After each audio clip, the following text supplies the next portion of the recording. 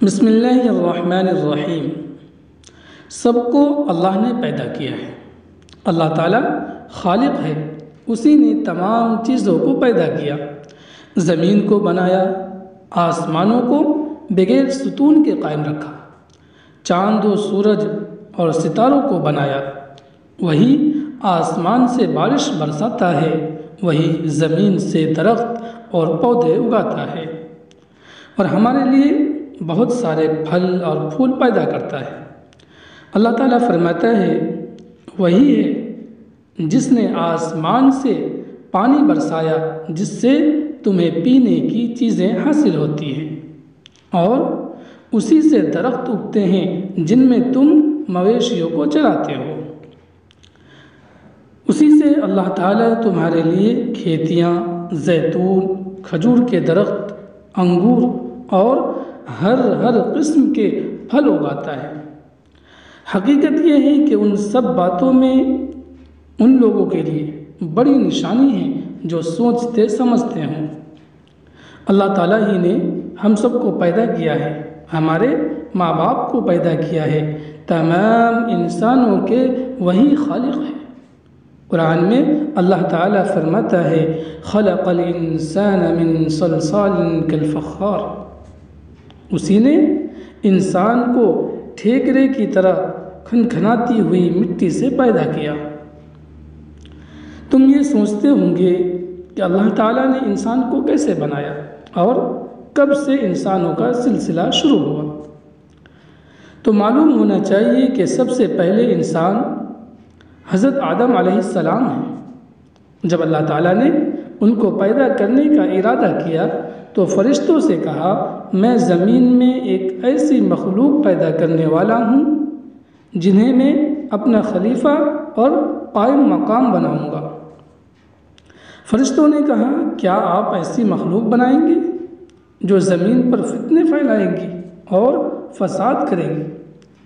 حالانکہ ہم سب آپ کی خوب عبادت کرتے ہیں اور تسبیح بیان کرتے ہیں۔ اللہ تعالیٰ نے فرمایا، جو میں جانتا ہوں وہ تم نہیں جانتے۔ پھر اللہ تعالیٰ نے پانی اور مٹی سے ایک پاکیزہ صورت بنائی اور اس میں روح پھونکی اور اس کا نام آدم رکھا۔ انہیں تمام چیزوں کے نام سکھائے، ان کے فائدے بتائے اور فرشتوں کو حکم دیا کہ آدم کو سجدہ کرو۔ تمام فرشتوں نے سجدہ کیا مگر ابلیس نے سجدہ کرنے سے انکار کر دیا اور گھمنڈ میں آ کر اللہ کی نافرمانی کی۔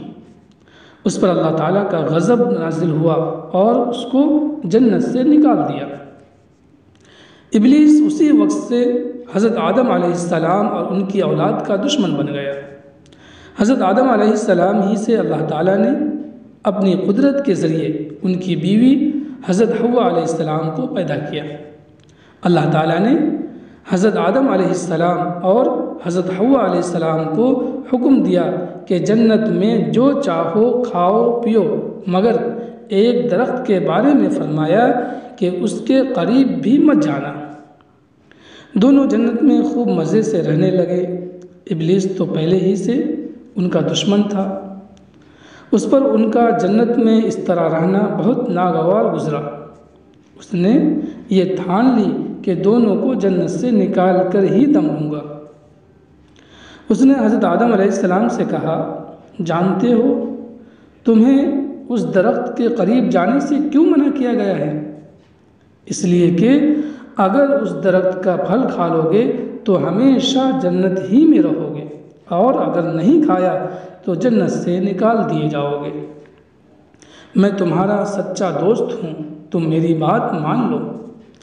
حضرت آدم علیہ السلام اس کے بہکاوے میں آ گئے اور اس درخت کا پھل کھا لیا۔ اس پر اللہ تعالیٰ کا عتاب نازل ہوا اور حضرت آدم اور حضرت حوا علیہ السلام کو دنیا میں بھیج دیا۔ حضرت آدم علیہ السلام نے اللہ تعالیٰ سے خوب معافی مانگی تو اللہ تعالیٰ نے انہیں معاف کر دیا۔ دونوں اس زمین پر رہنے لگے، ان کی اولادیں ہوئیں اور آہستہ آہستہ پوری دنیا میں پھیلتی چلی گئی۔ حضرت آدم علیہ السلام سب سے پہلے انسان ہیں اور آج تک جتنے انسان پیدا ہوئے ہیں یا قیامت تک ہوں گے وہ سب انہی کی اولاد ہیں، اس لیے ان کی طرف نسبت کرتے ہوئے انہیں آدمی بھی کہا جاتا ہے۔